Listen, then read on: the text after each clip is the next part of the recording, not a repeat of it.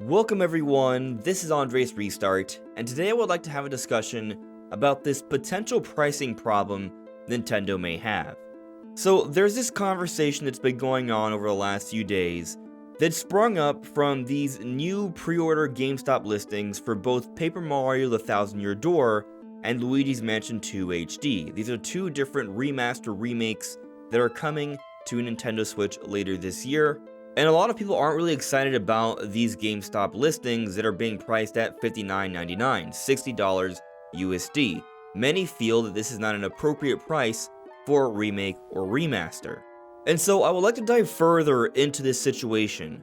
Are these games worth the price, or are they really just full-priced, bare-bones remasters that we're getting?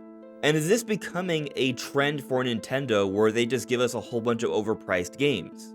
I think the truth is likely somewhere in the middle, and so that's what I would like to talk about today. But before going forward, let me point out that we are currently aiming for 40,000 subscribers, so if you enjoy my content, please subscribe and hit the notification bell, and enjoy the ride as we talk about Nintendo every day.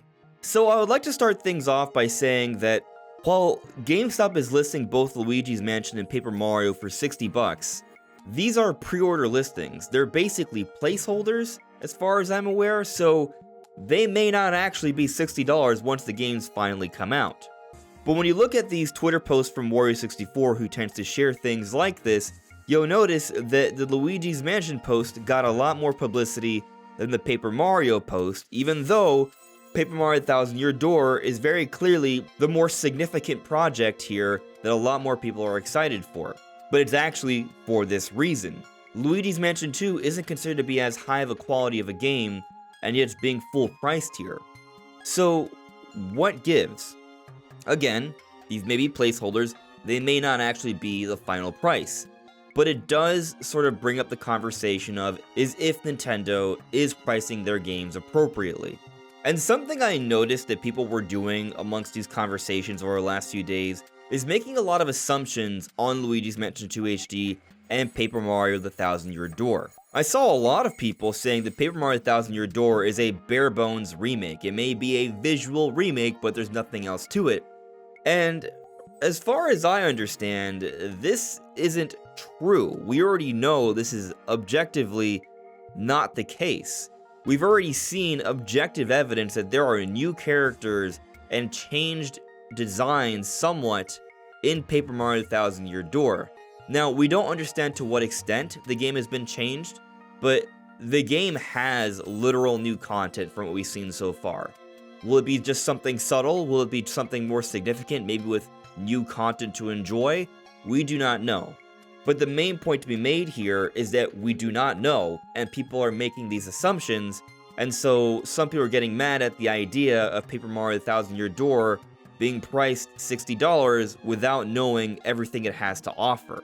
Especially when there's some evidence suggesting that it has more to offer than just the base title.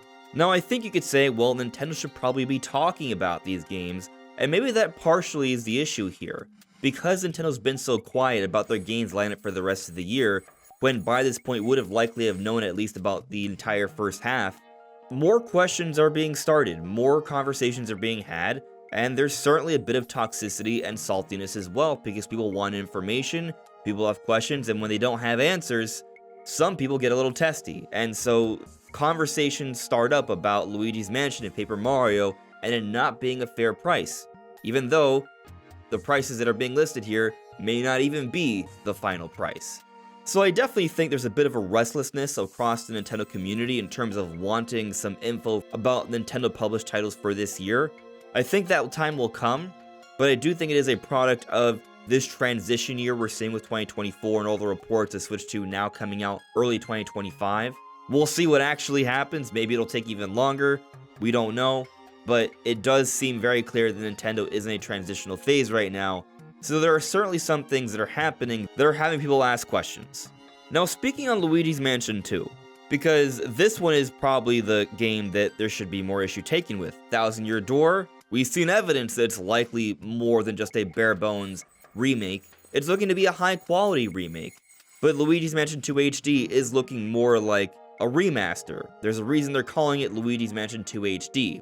If you pay close attention, you'll notice that Paper Mario Thousand Year Door is just Paper Mario Thousand Year Door. There's no HD moniker, there's no remaster moniker, it's just the name. And typically Nintendo does this to depict that this is a full-blown remake, which may also include new content. We shall see on that one. But for Luigi's Mansion 2, they've made it pretty clear, at least up to this point, that this is basically Luigi's Mansion 2 on 3DS, but adopted for Switch. The visuals have been reworked. I believe there's some multiplayer I think it may have online as well, but these were things that you could do on 3DS, it's just now on Switch, and that's pretty much the package as they've sort of conveyed to us. So this one most likely doesn't have a lot of new content, but it might. There could be one more trailer in, say, maybe an April Nintendo Direct announcing the game coming out in June, and they're like, hey, here's an extra side mode, for example. So there could be something there. And I do think the game has seen a significant visual rework here. It's definitely a lot better than 3DS, but it's also not nearly as good as Luigi's Mansion 3. There is a disparity there. There's clearly not as much effort going into this game as Paper Mario the Thousand Year Door. So should these games be priced the same? And I would say, probably not. I feel like Luigi's Mansion 2, a more fair price would be $50 or $40. But would it totally shock me if Nintendo came out and announced this game is $60?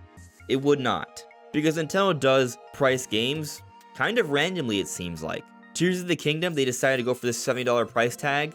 That one may have been somewhat predictable because of how expensive and big of a game it was and how successful it was expected to be, and it was very successful, so Nintendo definitely brought in a lot of revenue with Tears of the Kingdom, and that higher price definitely made a big difference for them. But then you look at something like Metroid Prime Remastered, which is arguably the most visually impressive game on Switch, or at least in that conversation, high quality remaster, only $40. And then you have everything in between. We're getting a new Endless Ocean game that's coming out this May. This is a Nintendo published title. Some people seem to miss that fact. And it's $50. That's a good price, I would say, for a brand new, high quality Nintendo game. But then you look at something like Super Mario RPG that just came out last holiday. This is also a full-blown remake. Notice how it doesn't have any sort of HD or remaster moniker. It's just Super Mario RPG. It's a full-blown remake, perhaps very similar to Paper Mario Thousand Year Door, and it's being priced at a full $59.99 USD, $60. And so what gives here? How does Nintendo make Metroid Prime Remastered, the most ambitious remaster we've seen on Switch, $40, Mario RPG, a smaller title in terms of length and content, at $60, a brand new title at $50, and then you got Tears of the Kingdom at $70. The pricing is all over the place. So what is going on? Well, in truth, I think it ultimately comes down to what Nintendo thinks they can get away with. Tears of the Kingdom, there was so much hype behind that game. It sold over 20 million last year in not even a full year's worth of time. It's a strong seller for Nintendo. It was a big hype game that they felt warranted the $70 price tag.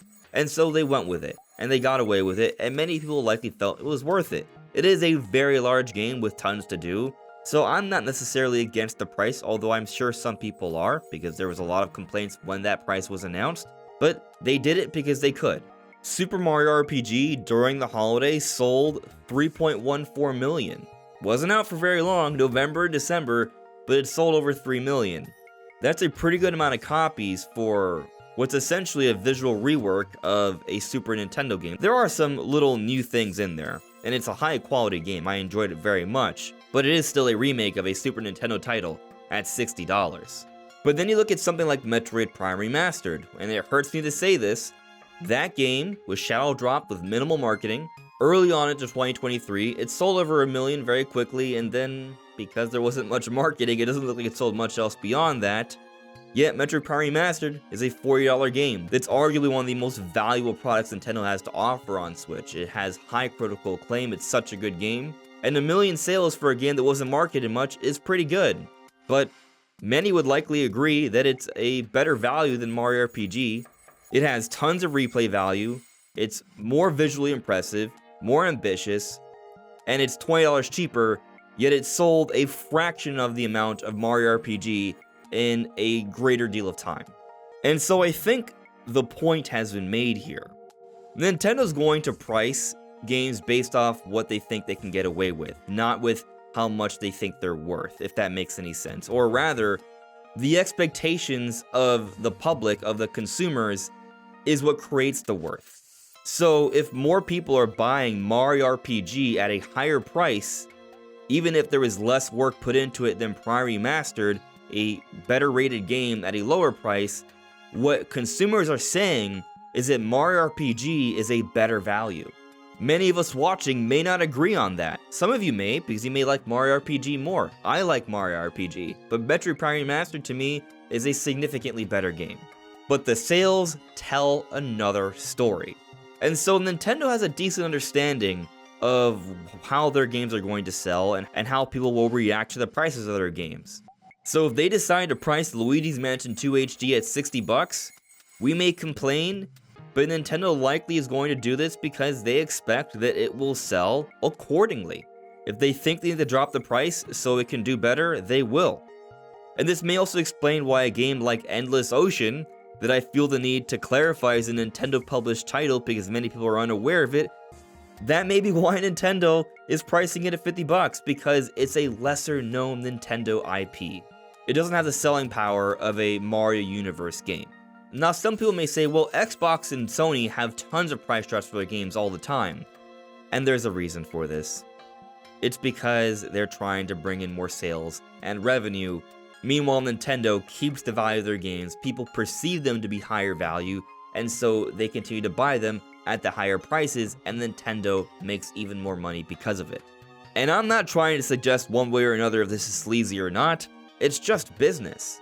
Xbox putting their games on other platforms and Sony also doing a little bit of the same by putting them on PC, they do this so they can bring in more revenue because they're not selling enough of their software. Nintendo, on the other hand, is seeing record sales in terms of software throughout the Switch era, so they can afford to price games how they so choose.